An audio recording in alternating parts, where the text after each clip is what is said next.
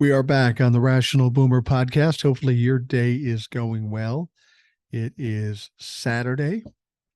Gotten through another week. It's been a busy one. Some weird shit happening. We'll be talking about that stuff. As you're listening to this, I'm probably en route or in Las Vegas as we speak. And because it was going to be kind of tough to record podcasts like I normally would if I were down in Georgia or someplace else, in Vegas, I'm going to be with my brother and my wife and my nephew. It's going to be hard to get any kind of time or privacy to do it. So I did some shows ahead of time. And tomorrow you will hear a show with Ed. And then on Monday, you will hear a show with Old Soul. And actually, probably on Sunday, I'm going to meet Old Soul, my wife and my brother and my nephew, presumably. We're going to have lunch with Old Soul, and I'm looking forward to that. That's probably the thing I look forward most to going to Las Vegas.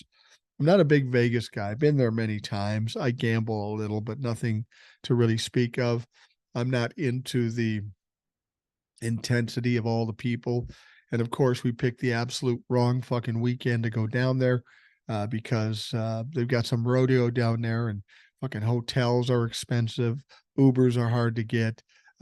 Great choice, great time to go down to Vegas, but that's not on me. Other people decided that. So anyway, I should be down there probably by the time you hear this. I think we're leaving about 7 or 8 in the morning. Takes a few hours to get there, and we'll see what happens in Vegas. But again, of all the things that I could do or see in Vegas, the most exciting thing is meeting Old Soul. She's an incredible young lady, and I know the people here on the podcast love her.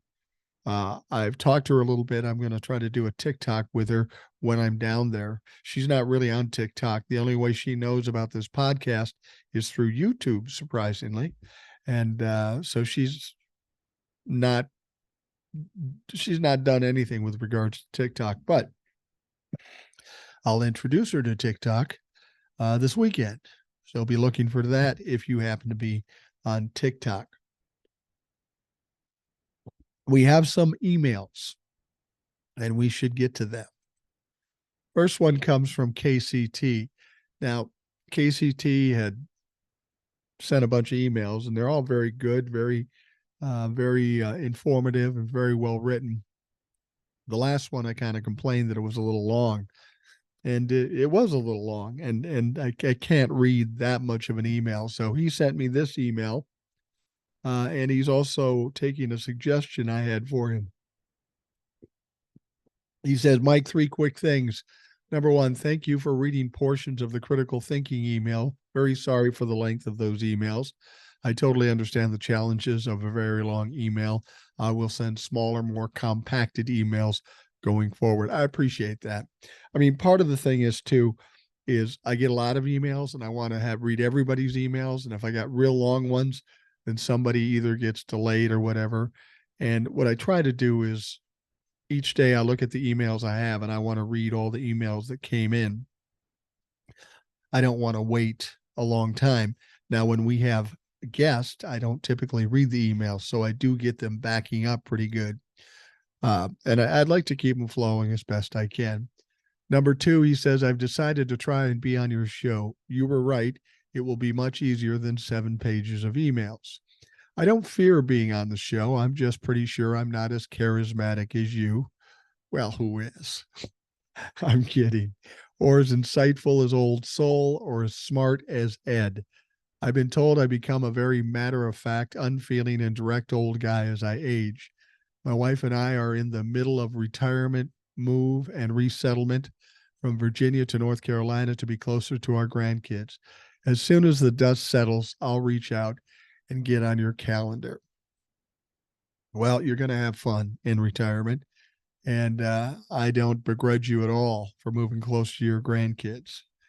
That's one of my greatest joys is going to hang out with my granddaughter. She makes me feel younger. She puts me in my place, much like her grandmother does, and her uncle and dad do. So it's a very comfortable situation. Nothing like a 3-year-old saying, Grandpa, no, that's not good. Don't do that. Number 3, enjoy your trip to Vegas. Be safe, careful. We're sure your time with Old Soul will be amazing. Sending hugs and much appreciation on behalf of all of us who've been positively impacted by the Rational Boomer and Old Soul dynamic. KCT. Thank you, KCT. Yeah, I'm looking forward to it too. Um, in my life, I've met a lot of celebrities, and I'm not bragging here. It was just part of the business, and some of them very nice, and some of them um, kind of dicks, frankly. And I never really thought too much about it. You meet people day to day, and whether they really have an impact on your life, generally not.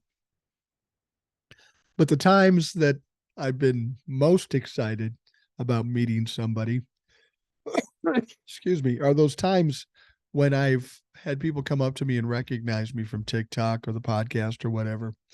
And I know these people see me every day and they might be a little excited, but they're nowhere near as excited as I am. It's very gratifying to do this every day and then have somebody recognize you. I get a lot of great emails. I get a lot of great comments. But when somebody actually walks up to you and says, I watch you, that is very exciting to me. That's probably some of the best people I meet these days. But the other thing is Old Soul. Ed, I've known for years. I've met him personally many times. I work with him for 25 years. But Old Soul is a interesting study on humans. She's not as old as I am. She's 43 years old. She's a full-grown adult woman, but she's well named Old Soul because she really is. She has an understanding, a calmness, and common sense and compassion. She's different than a lot of women or men I've met, and that's why I'm interested in meeting her personally. I've always told people, you can tell me whatever you want to tell me about anybody, but if I meet them, I know exactly who they are because, that's just how I think. Now, fortunately, I've been able to see Old Soul and talk to Old Soul quite extensively, so I already know who she is. But getting the chance to meet her in person, that will be fun. Next up, hi, Mike. I just saw that MAGA Mike Johnson said that they have to blur the videos from the January 6th situation to protect the rioters from the Justice Department. Once again, we have a Republican politician saying we can't trust the government. They want us to believe that all protesters are being persecuted, that they were peaceful protest, but the protesters, liberal or Fed plants that were in the league with Nancy Pelosi and the Democrats. None of their alternate narratives make any sense to people with more than 5 brain cells. I'm sure the voters are paying attention and understand that the Republicans are protecting. Hold on a second here. Okay, here we go. You have to understand, when I look at emails, I'm looking at them on like a word processing software. And of course, I hit the thing and it goes too fucking far. I'm sure the voters are paying attention and understand that Republicans are protecting their toothless, brainless army. The January 6th committee already turned everything over to the DOJ. I think he's actually worried about us, and I agree. Liberal-minded people who recognize traitors in the footage and call in tips. So far, over 900 people have either pled guilty or were found guilty. Wasn't it Lauren Boebert or Marjorie Taylor Greene who people suspected of being the person with the pipe bombs? That's Margie. Maybe there is evidence connecting one of them, and they're hoping to fool the voters. That's really it. Facts and truth and law, none of that really makes any difference to the Republicans. It's all about the court of public opinion. They're trying to control the narrative and get people to believe whatever they want them to believe, whether it's truthful or not, or whether it's legal or not. Eric, this is Eric, by the way, in Iowa. Tommy Tuberville caved on military promotions. It sounds like he got pressure from his own party because the Democrats were going to change the Senate rules otherwise. They didn't want the rules changed, so they forced him to cave. He got nothing except he's going to force individual votes on like 12 people being promoted, at least 4-star generals. He hurt our military for over a year. The Republicans aren't the party of the military. They keep fucking up. Thanks, Eric. And that's the truth, you know. Everybody's so worried about the Republicans, but as we watch what has gone on the last 7 years, it is truly amazing how many times they've failed and how many times they've fucked up. It's like everything they do. And if that's who they are, why are we worried about 2024? We don't even know who the nominee is going to be. I know everybody presumes it's going to be Donald Trump, and I'm not so sure. And if not Donald Trump, the other four, do they seem likely candidates? These motherfuckers can't draw flies. So who is it going to be? It's hard to say. I mean, Donald Trump will, without a doubt, be convicted of a crime before the election. And more importantly, this lawsuit that he's in the middle of, that's going to be over in probably less than a month. And everything he owns and all the money he has will be ripped away from him. That's his identity. And as a narcissist, his identity is very important. So what's that going to leave us with Donald Trump? How is he going to be after that is done? Nothing worse with a narcissist than proving he's an utter failure. And he's going to be hard pressed to bullshit his way around this when he can't afford coffee at Starbucks. So I think this first lawsuit is really going to have a lot of impact on what the future brings for Donald Trump and the Republican Party. All right, the next one. Hi, Mike. I often wondered how a Trump humper would respond to the two following scenarios. Scenario one, they're at a party and are approached by an older gentleman with a bad tan job and a half-assed beehive hairdo. He gets you in the corner and proceeds to tell you how wealthy he is, how smart he is, about his vast vocabulary, how he knows more about anything than anyone else, etc. Question one, would you hang on to every word and try to be his BFF or make a beeline to the door, hoping never to see this clown again? It's a good point. Donald Trump on stage and running for president and being president somehow gets a lot of credibility being in that position. But if he was somebody we met in some kind of social situation, we'd hate the motherfucker. Even the Republicans would hate the motherfucker. See, it's not even about that they like Donald Trump, and I'm talking about the politicians now. The base, that's a cult, and who knows what the fuck they think. But the politicians really don't necessarily like Donald Trump. He just represents, or did at one point represent, money and votes. And that's all they care about. They only care about themselves and their mortality as politicians. And as long as Donald Trump was pulling numbers and money, they stuck with him. It didn't matter if he was a criminal. It didn't matter if he was a liar. All that mattered is that he would be helpful to them in them trying to maintain the job they have. This job where they get to print money. All right, scenario two, you work for a guy who presents as a gentleman in scenario one, but when he gets pissed off, quite often he throws his meal against the wall. Question two, how long do you work for him, or would you call the nice young man in the white suits to fit him for a special jacket? I've tried since January 6, 2021 to understand how he still has support. They truly must have Trump derangement syndrome. Thanks, Paul. Yeah, you know, I've said that before. They accuse us of having Trump derangement syndrome, and the fact of the matter is, the only people deranged are Donald Trump and anybody that buys his bullshit. There is a Trump derangement syndrome, but it's not us; it's them. They're the ones that have the syndrome. All you have to do is talk to them. They don't understand truth. They don't understand justice. They don't understand law. They only understand that they want what they want now, and they'll do anything to fucking get it.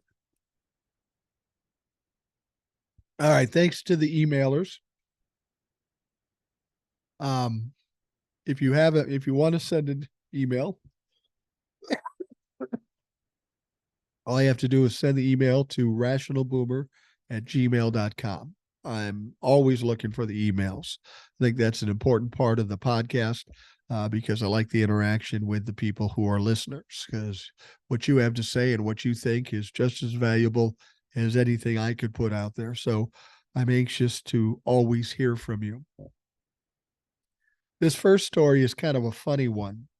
It caught my interest. It's not really an important story, but I thought it kind of humorous.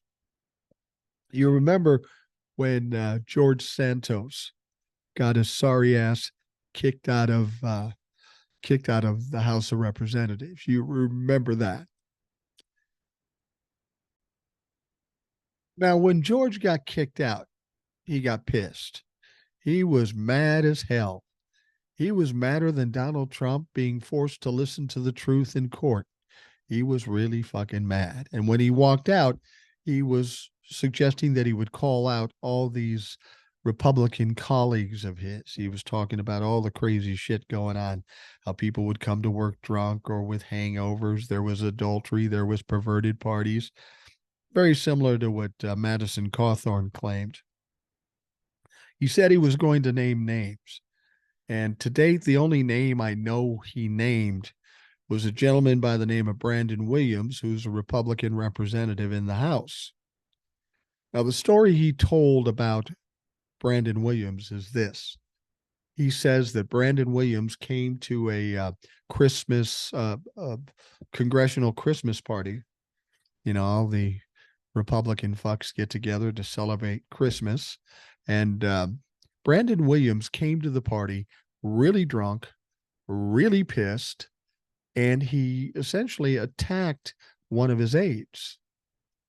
And it was on video. So that's interesting. I haven't seen the video as yet, but I'm anxious to see it, especially after what I know now.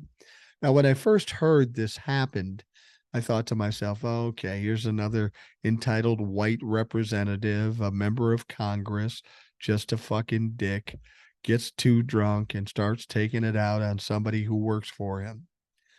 And that's what I thought it was. But then I heard the whole story and I'm thinking to myself, well, I can kind of see why he would be mad. But it also brings up some other fucking questions. Now, what really happened was expressed by Brandon Williams himself, and I'm surprised he did that. Republican Congressman Brandon Williams says his aide threatened to expose his 27-year-old daughter's OnlyFans account.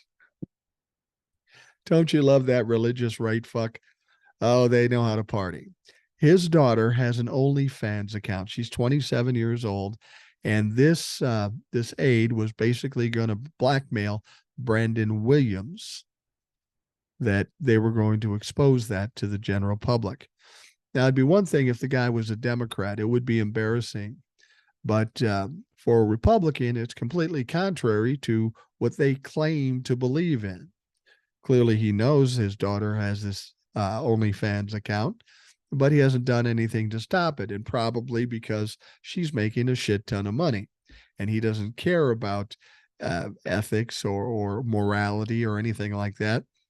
He's just happy his daughter found a way to make a buck.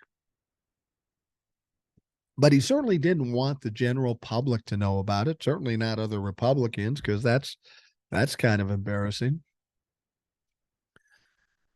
Now, what Brandon Williams did was he berated a former staffer and said he did so because the aide planned to expose his daughter. Now, Williams of New York was caught on camera yelling, "You fuck with my family, I will end every relationship you have." And then Williams detailed a revenge plot to Politico after he fired his chief of staff and legislative director, calling the former a deeply broken person. Oh, this gentleman is angry. But I understand, I have the same feeling. If you fuck with my family, you're in trouble. But if you fuck with Brandon Williams' family, just understand for the aide's sake, it's going to cost you extra. Wow. It's amazing how the Republicans will always accuse Democrats of all these sexual perversions or the missteps in morality, but it's always them doing it. And they're always so indignant when they get caught. They don't have any excuse for it. They can't explain it. They know they're highly against it, even though I fucking do it. So that is why Brandon Williams was mad. Georgie told that story, and I'm hoping he's got some more stories. I mean, that's the thing when you hear a story like this, every so often you hear about things like this, and this is pretty tame comparatively to some of the shit we've heard about. But here's my thought. We hear bits and pieces of things happening here and there, but I got to believe there's a lot more that we don't hear about. Don't you think? I really do, because these people are so fucking entitled. They get a nice salary, and that's not enough. So they grift money and they go in being an average Joe and they come out with $20 million. You can't tell me they did that legally. It just doesn't fucking happen. But it would be interesting to do a deep dive on all the members of Congress and see how many fucked up human beings there are. George Santos is uh, is on Cameo now. And I got to be honest, I've seen some of the Cameo stuff he's done. Fucker's kind of funny. Now that he has no control in the House of Representatives, now that he's no longer um, representing anybody, he's kind of funny. Now, what's also kind of funny is he's definitely going to jail. So we'll see how long he can be cheerful when that finally hits home. But one of the things he said too is, he admitted he was gay. And he said, there's a lot more gay people in Congress than you would believe. And they're Republicans and Democrats. Now, not that that matters. To me, it doesn't matter if they're gay, transgender. I don't really give a shit about that. Where it's really troublesome, though, and what bothers me is those people that may be gay, but are the ones that are going after the LGBTQ folks. Somebody like Lindsey Graham. They're against LGBTQ, even though they themselves might be gay. Now, that is a problem. And I got to think the community is not going to be happy about that when they see that. But again, it's not about what's right or what's true. It's about what's going to allow me to keep my job and allow me to keep grifting fucking money. And that's the problem with our Congress or in politics in general. They aren't there for the reason they're supposed to be there. They're there for their self-enrichment. They're there to maintain their position and do everything they can to hold on to it. If they do some good for the country or the people they represent, great. But first and foremost, it's fill my pockets and give me some power. All right. Here's something interesting. When we had this last Republican debate, it had the worst ratings of any debate in the history of the country. And it's largely due to the fact that who cares? The leading candidate doesn't even show up, and the other four can't draw flies. So it's really a pointless exercise. I don't know why they did it.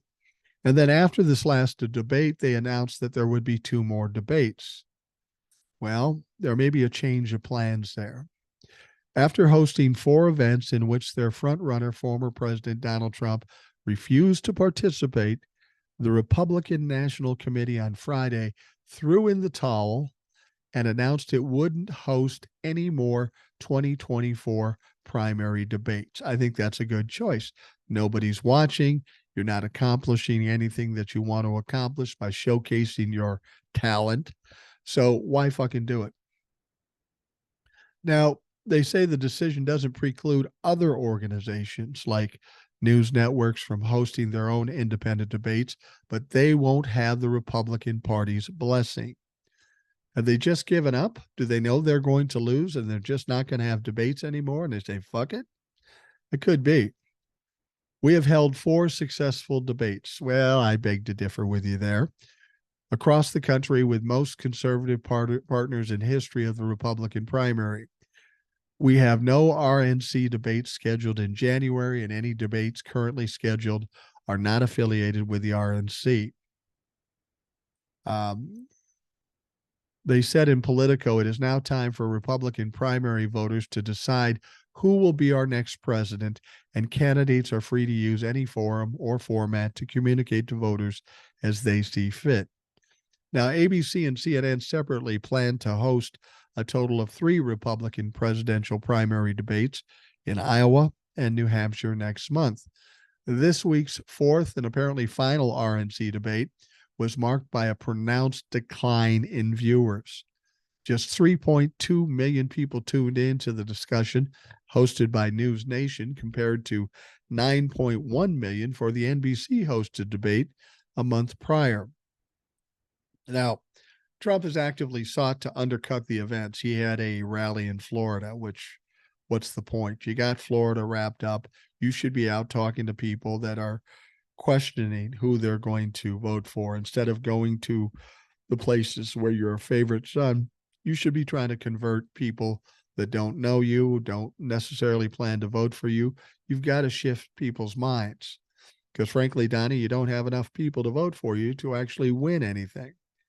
But that's not how Donald Trump does stuff. The way Donald Trump does stuff is, as long as he goes someplace and there's fanfare and everybody loves him, that's what's important to him. He doesn't have enough foresight to say, I need more votes, so let me go try to convince some other folks. That's another reason why Donald Trump can't win in 2024. He has no idea how to campaign, and even if he did, he's not willing to do what is necessary. Now, instead of attending this week's debate, for instance, Trump participated in a friendly town hall hosted by his longtime ally, Sean Hannity. Trump's actions have reportedly drawn the ire of Republican officials. One Republican operative told CNN the committee sees it as an intentional slap in the face, especially after the RNC has spent millions on Trump's mounting legal bills. Yeah, you remember that, right? They've spent tons of money covering Donald Trump's legal bills, even before he was a candidate. I'm a little surprised that they're surprised that Donald Trump doesn't appreciate the favors they extended and return the favors. That's oh so classic Donald Trump. He wants people helping him, but he won't help anybody in return. Now, the RNC should have known this based on their experience with him, but they hope against hope, and they're always disappointed. Everyone is disappointed when they deal with Donald Trump. They've got, and I don't understand why to this day do people think Donald Trump at some point is going to come through. He will throw you under the bus if that's what's necessary to save his ass. He will fundraise money for you, but will take 90% of it. Remember, he did that with Herschel Walker. He did a fundraiser for him, and Herschel Walker got 10% of everything that was raised, and the rest went in Donald Trump's pocket. That's who Donald Trump is. It's all about him. He's the only one that can win. If he's someplace where he's not the center of attention and the main guy, he's pissed and probably leaves. Donald Trump's running into trouble now, though. Things aren't going well for him. These court cases are mounting. He looks like he's going to lose at every turn. And this is going to be the moment where Donald Trump really implodes. That's why I say this lawsuit may be the most important, most devastating court case, because Donald Trump's image is what's most important to him. He wants people to believe he's the smartest, strongest, richest, most powerful, has the most properties. And all of that's going to be taken away from him sometime soon. And when that happens, it's going to be interesting. It's going to be a real study to see how he reacts to that. This is going to be the most devastating thing you can do to a narcissist. I mean, as long as they can spin or divert or distract, they'll always be confident. But in this case, he'll have no place to spin. He will lose his confidence. And frankly, Donald Trump or any narcissist is really weak emotionally. They're highly insecure. That's why they're constantly running around trying to get out of the way of anything that's negative for them. So when they're put in a position where there's no way out, this is really the end of that personality. And this is why I say once this lawsuit is over, and if they do fine him a huge amount of money and take away his property and take away his business, he is going to lose it. He's going to do one or two things. Well, he'll probably do both things because the first one won't work. First thing he will do, he will get even more erratic. He'll lose his shit even more, and he'll start saying and doing things that will probably get him in trouble with his court cases because all these gag orders that he's trying to appeal, he's not winning. We'll talk more about the gag orders in a bit. But Donald Trump has quickly painted himself in a corner. He can't wriggle his way out like he normally does. And when it becomes apparent to him that he's trapped, that's when the shit is going to fly. Ultimately, he'll yell and scream and rant and rave. But the next step for most narcissists is to bolt, to run. When there's no way out and everybody's found you out, he'll take him and his shame and he'll run a fucking way. I'm not talking about fleeing the country. He'll just go someplace and lock himself in a bedroom and you won't hear from him for a while, which this country could stand right at this point. Donald Trump has done nothing but cause divisiveness and fear in this country. So if we can get him to the point where he's quiet while he's waiting to be convicted and sent to jail, that would be the best situation for this country. All right. We are going to take a quick break and we'll be right back.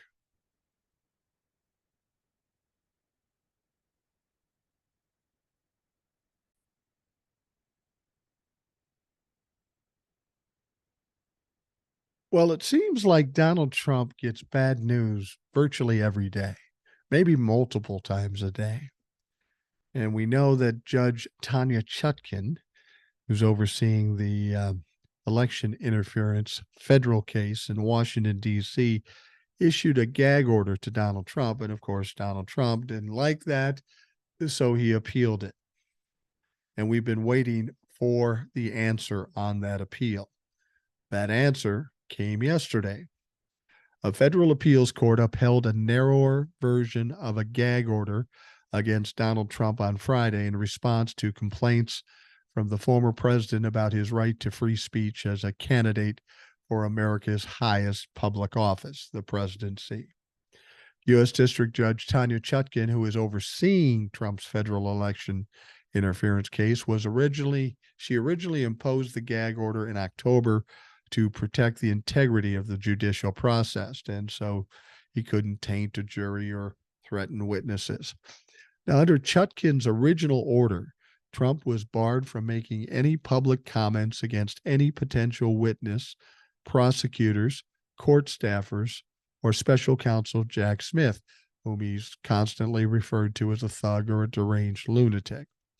Now, the appeals court exempted Smith from the gag order. They did narrow it a bit, but all they said was, it's okay, he can call Jack Smith names. The appeals court exempted Smith from the gag order and said Trump was free to claim the whole case was politically motivated. He still cannot go after witnesses, court staff, or attorneys other than Smith. Now, the panel said, we hold that some aspects of the defendant's speech pose a significant and imminent risk to the fair and orderly adjudication of this criminal proceeding, the panel said. We do not allow such an order lightly. Trump's team had challenged the original order by arguing that as a presidential candidate and the leading Republican candidate to boot, the court had no right to restrict his speech.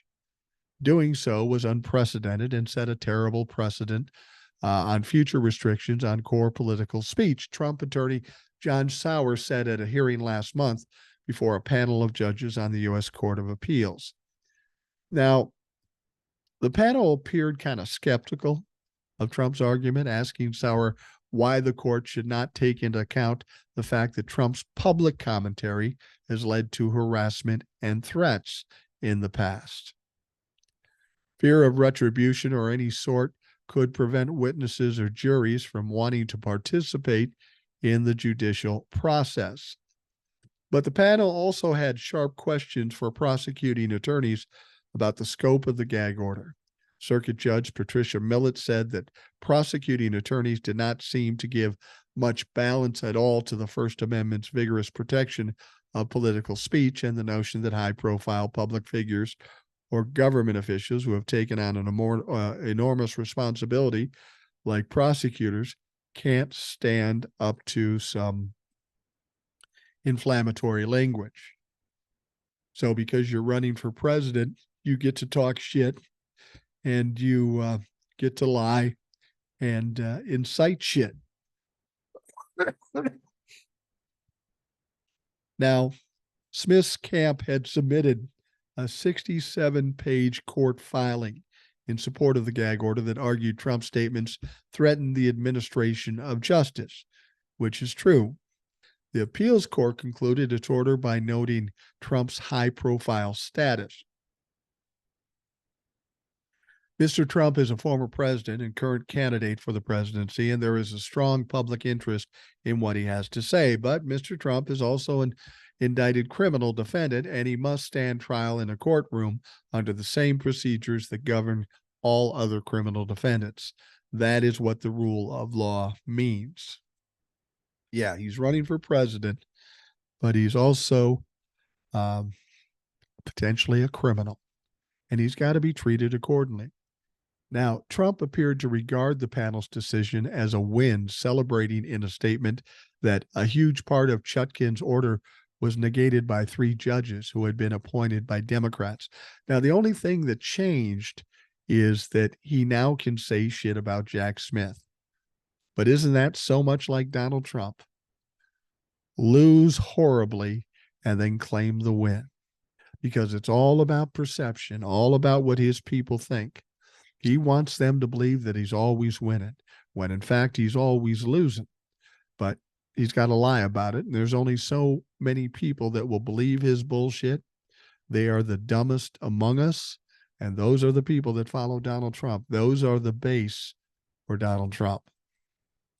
Now in New York, Attorney General Letitia James recorded another video testimonial that her office plopped on Twitter, showcasing her smiling at some of the efforts made by former President Donald Trump's legal team to counter the case brought against him in the $250 million lawsuit. Now, after entering the 10th week of trial, James appeared to mockingly grin when summarizing the expert witness trotted out in court. Yeah, that was an interesting deal. They brought out this professor from New York University. He's an accounting professor. And they pay expert witnesses, of course. And they paid this guy enough where he basically said, yeah, everything that Donald Trump did was perfectly fine. Yeah, he tripled the value of his apartment in Trump Tower. But that's no big deal. Now, of course, it is a big deal. But you understand why that happens when you find out how much he was paid. How much he was paid to prepare for this testimony. He was paid $1,350 per hour for 650 hours. 650 hours. You know how much that is? $877,000. I got to tell you, if Trump came to me and said, Mike, I'll give you $877,000, I'd be happy to say, yes, Donald Trump is the sexiest man alive, and he's the most fit man alive. But that has to come into play. And see, the thing is, Donald Trump was at the court proceedings that day because he saw this guy as their star witness, because he was the one guy that was going to support what Donald Trump did. And once again, Donald Trump has to try to game the system. So he gets some guy that's a professor, pays him almost $1 million, and tells him what to say. And of course he does. Now, over the past few days, we continue to hear testimony from defendants, many expert witnesses. Letitia James said, with extra English placed on the word expert. She first brought up one of the witnesses, admitting that the valuations of some of Trump's properties on his statement of financial condition were neither proper nor reasonable. Without naming him, it is likely she's referring to longtime Trump Organization controller Jeff McConney. And that's the interesting thing. Some professor from New York University comes in and says everything Donald Trump did is fine, but Donald Trump's own employee said, yeah, no, that's fucked up. During his testimony this week, McConney blanked when trying to remember why the decision to value Mar-a-Lago as a private residence was made, but he said the effort was wholesome. Oh, I'm sure it was. To save fucking money, to get a better deal on loans and insurance. But when you wanted to pay taxes, of course, you'd go back to it being a club or something like that, because taxes would be lower. The value would be lower if it were a club. He says, our intentions was always to reflect as best we could the value of these properties. Oh, really, Mr. McConney? You, as a Trump employee, were always trying to do the right thing. Forgive me if I don't buy that bullshit. Nothing you've done, nothing Donald Trump has done is for good. It's all for the benefit of Donald Trump. James then talked about another nameless witness who she described as a Mar-a-Lago club member. So the defense team is bringing in a lot of people trying to make Donald Trump look good, and unfortunately, it's not working too well. Again, the fact of the matter is that Donald Trump's already lost this case. The judge, Engeron, has already made a summary judgment regarding massive fraud by Donald Trump and his people. We're now just trying to figure out how much he's going to have to pay and what he's going to lose. So Donald Trump keeps acting like this is a win-lose situation for him. No, Donnie, you already lost. We're just waiting to find out how bad you fucking lost. Now, a lot of shit going on with Hunter Biden. You know, Hunter Biden had a deal, then they canceled the deal, then he got indicted over a gun charge, mainly because they said he was a drug addict, should not have bought a gun. It's ironic that the Republicans are all over him about gun laws. I thought Republicans figured that everybody could have a gun, regardless of what their background is. But they're all over this one with Hunter Biden. Then he got like 9 charges just the other day for tax problems. Now, I will say, in the things I've seen, Hunter Biden was a drug addicted fuck up. There's no question about it. And did he do some unethical, maybe even illegal shit? Yeah, I'm sure he fucking did. But he did pay back all the taxes that he didn't pay. That doesn't make him any less culpable. But if you look at the things he's being charged with, most people either would not be charged or they certainly wouldn't go to jail over it. Hunter Biden is obviously getting treated worse by virtue of him being the president's son and the Republicans having a hard-on for Joe Biden. Now, during an appearance in pop star Moby's podcast, Hunter Biden claimed that his father's opponents are trying to kill him by forcing a relapse of his drug addiction, The Guardian reported. Which, yeah, it wouldn't surprise me. They'd love to see Hunter get back on the drugs and watch him fall apart so they in turn could smear Joe Biden further. And he theorizes that it's a scheme to sink his father's presidency. The hard part, the excruciatingly difficult thing to do, is to maintain that when you are literally the focus of hatred and an intensity that is both specific and global, Biden said about his sobriety. Biden and Moby became friends after meeting in an addiction recovery program and have remained in touch daily over the years, according to The Guardian.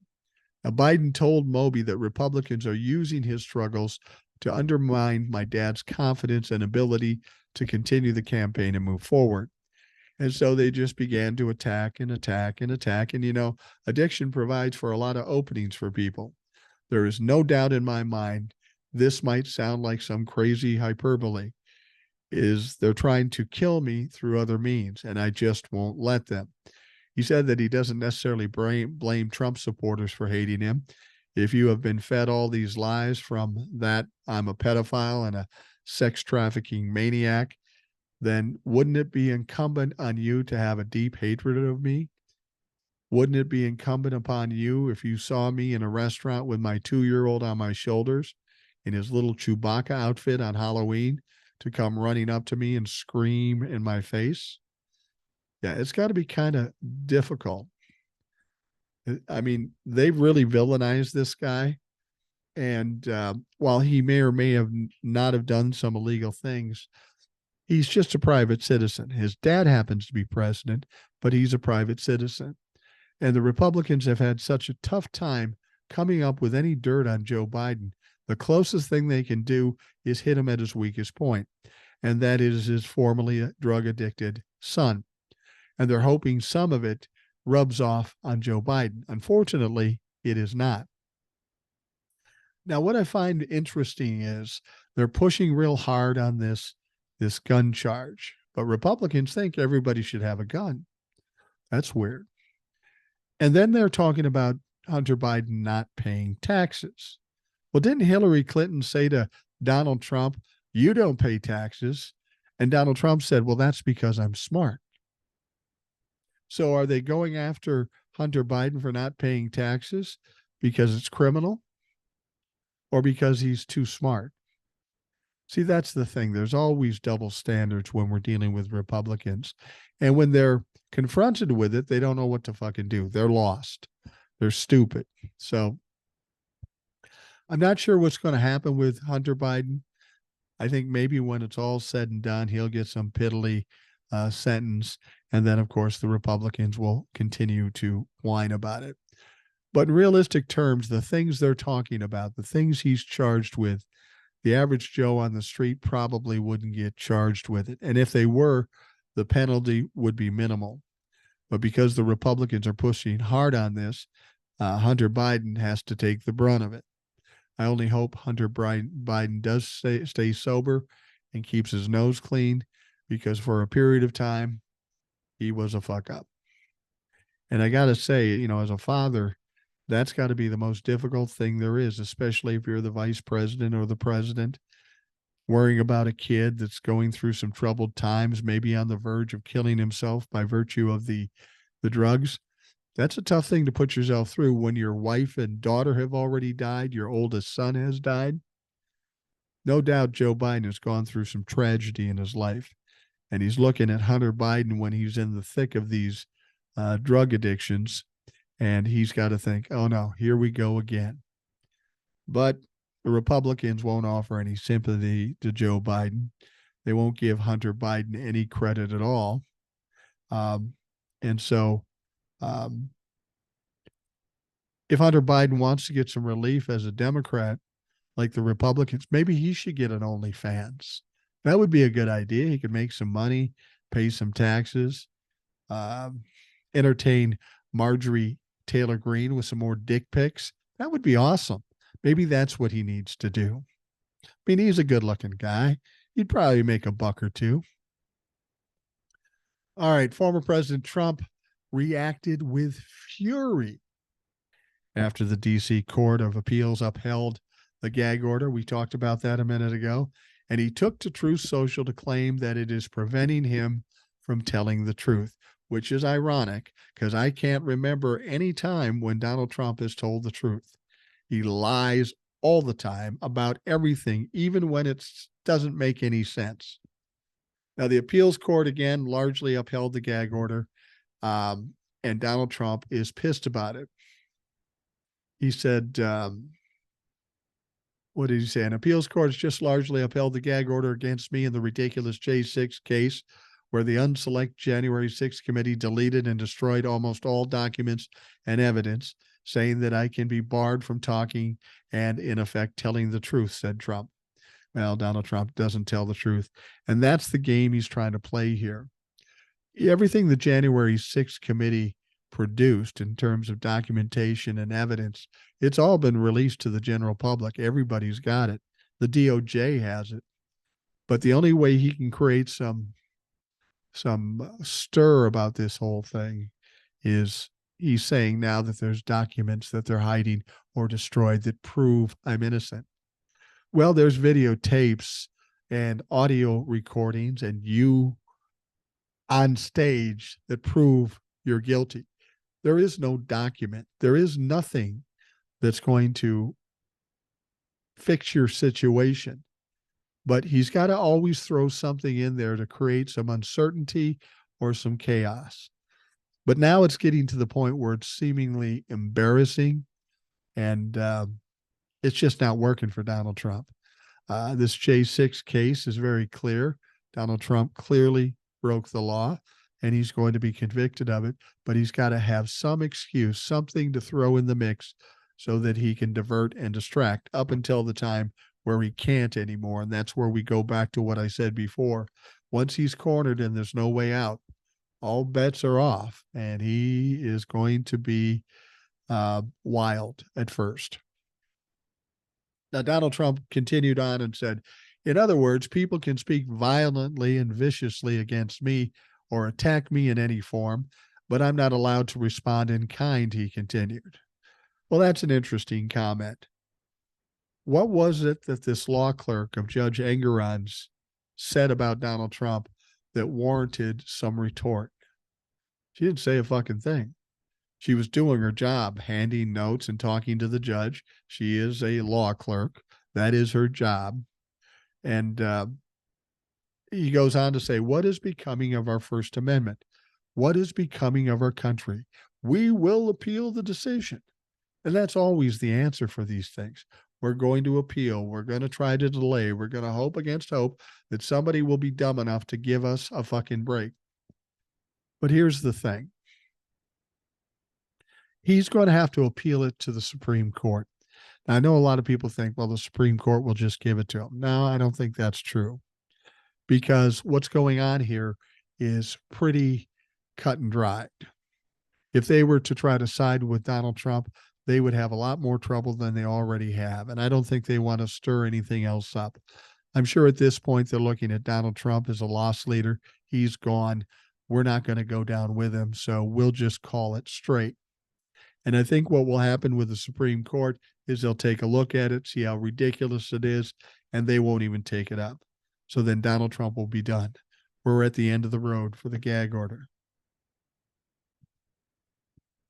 Now, the gag order in question, issued on the request of special counsel Jack Smith, still gives Trump broad leeway to discuss the case and talk some shit. Now, while the appellate judges mostly left Chutkan's order in place, they did remove the provision, as I mentioned, where Donald Trump can criticize Jack Smith. And I'm not worried about that. I mean, hell, Jack Smith is tough enough. He can handle himself. But the gag order is still on. And I said a little joke in a TikTok. I said, he's gagged in New York. He's gagged in D.C. The only people that are more gagged than Donald Trump at this point are the poor bastards that have to change his dirty diapers or have the misfortune in having seen Donald Trump naked. Donald Trump is gagged. He's in trouble. And you know how Donald Trump always likes to come off like he's strong and tough and invincible. He's not afraid of anything or anybody. I want you to take note of something in the trial with Judge Engoron and the lawsuit. When they upheld the gag order in the New York situation, the gag order allows him to talk shit about the judge, talk shit about Letitia James, but it precludes him from talking shit about the law clerk, right? So when they put a stay on this gag order initially, he went immediately to ripping that law clerk. He ripped her up and down every way he could. But when the stay was taken off and now the gag order is on, he showed up to see a star witness in court. And then, of course, he in the breaks, and afterwards he went out into the hallways and started talking shit. But notice very carefully, he talked a lot of shit. He talked shit about the judge. He talked shit about Letitia James. But take note, he didn't say one word about the law clerk. Yeah, Mr. Tough Guy's kind of scared. He knows he's pushed it as far as he can go. And if he continues to go after the law clerk or any other employee on the judge's staff, he's going to have to pay some prices. He's going to have to pay the bill, and he may go to jail. So Donald Trump may tell you he's tough, but that gag order made him back the fuck down. Now, here's the interesting thing about that. They were pushing very hard to get this stay on the gag order by Monday, because Donald Trump is going to testify on Monday. He's a witness for the defense, but the prosecution will be able to cross-examine.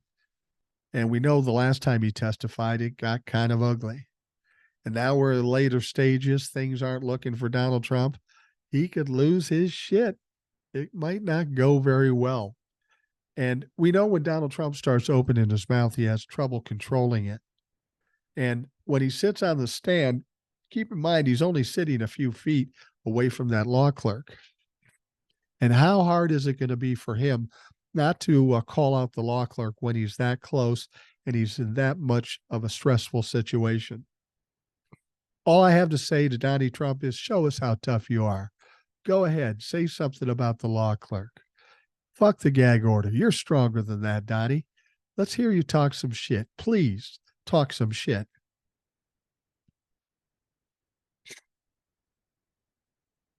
Well, CNN's Jake Tapper had James Comer, the head of the committees that are trying to impeach Donald Trump and go after Hunter Biden.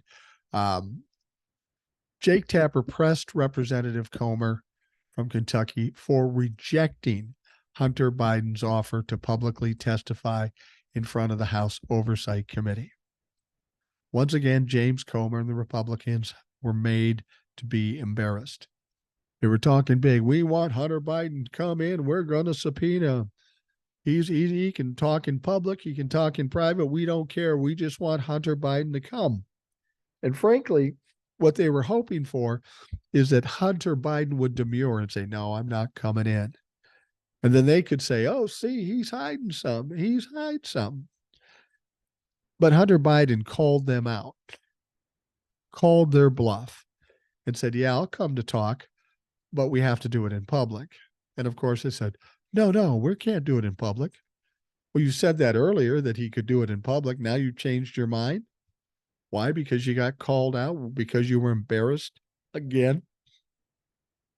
Now, as chair of the committee, Comer has been investigating Hunter, who was indicted on 9 federal tax counts on Thursday, and his father, President Joe Biden, for nearly a year. The lawmaker insists that the elder Biden benefited from his son's foreign business dealings. Now, recently, Comer has pointed to checks made out to Biden from his son and his brother that the Kentuckian claims emanated from ill-gotten gains reaped from the Chinese companies. The Bidens say the checks were loan payments. Paper trail backs that up. This is just a reach by the Republican Party. They will grasp at anything, and every time the Bidens have explanation and paperwork for it. Now, last month, Hunter offered to testify in public, but Comer rejected it, stating that his committee has hundreds of questions that are best answered behind closed doors. Why? Why is it best answered behind closed doors? Aren't they the very people who said we need transparency? How do you have transparency behind closed doors? Now, Comer appeared on Friday's episode of The Lead, where Jake Tapper all but begged him to agree to take Biden's offer. Tapper said, you called Biden to testify next week before your committee. You said if he does not appear, you will hold him in contempt of Congress. Hunter Biden has said, and his lawyers, that he's willing to testify publicly. He just doesn't want to do it behind closed doors. He's afraid Republicans will leak his remarks and they'll put them out of context. Why not just allow his appearance to be public? I have to say, just as a journalist, I really just, as you generally know, I like transparency. Ask him anything you want. I would love to see it. Now, Comer responded by claiming his committee into the Bidens is more transparent than a previous probe of the Trumps when the Democrats controlled Congress. Really? Because the January 6th committee was on TV live every time they got together. But you want to do it behind closed doors, but you're more transparent. I'm sorry, I'm not buying that one. Comer went on to say, remember, during the January 6th committee, the children of the former president testified over 12 hours behind closed doors in depositions. He said, every big criminal case in America has closed doors depositions. You also remember that Donald Trump refused to come, that Jim Jordan refused to come, a number of other people refused to come. So you got to mention that too. And Tapper went on to say, I guess my other question is, isn't something better than nothing, Tapper asked? Why not just jump at the opportunity to grill Hunter Biden on national television? Here's your chance, you know? You're the dog that caught the bus. Here it is. Comer answered, this isn't about politics, prompting a chuckle from the host. It's not about theater. Well, this is about politics. That's all it is about, is politics. He went on to say, my job is not to entertain you all. My job is to get proof. When you have a public hearing, a regular committee hearing, you know how they are. Each side gets 5 minutes. We have 25 Republicans. We would probably get 35, maybe 40 questions in. We have about 700 or 800 specific questions. A lot of excuses. None of them make sense. So I'm wondering what's going to happen here. Is he going to show up and go behind closed doors? Because what Hunter Biden's fearful of is exactly what's going to happen. They have no evidence. They have no facts. So they'll take Hunter behind closed doors. They'll take quotes. They'll leak it out of context to make Hunter look bad. You want transparency? Let's hear the whole fucking thing. Do it behind closed doors. Run the videotapes. And then when it's done, play the videotapes. But you talk about transparency, and unfortunately, people don't believe you, motherfucker, because you always lie. I don't know how that's going to shake out and what Hunter Biden has to do. I mean, theoretically, they could charge him with contempt of Congress, but will that work? Will the DOJ even take it up, especially since he agreed to testify in front of Congress? I don't know. It should be very interesting. Now we're going to wrap things up.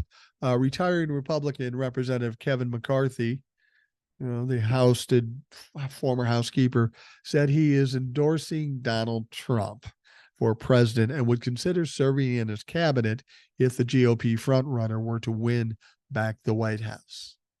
Well, I wouldn't hold your breath, Kevin, because he's not going to win in the White House. And frankly, I don't know that Donald Trump thinks you're that great a guy anymore.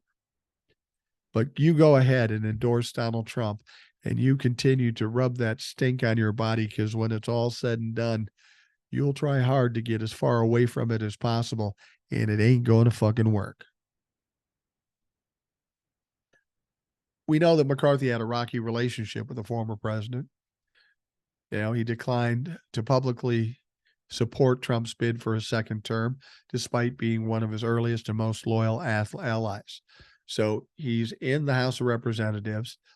Trump is looking for his support for the 2024 election. McCarthy doesn't give it, but now McCarthy's saying, but I'd like to be on the cabinet. Yeah, you don't know Donald Trump. He is a vengeful motherfucker. He does not like you. Why you continue to tie yourself to this criminal dipshit just amazes me. He says, I will support the president.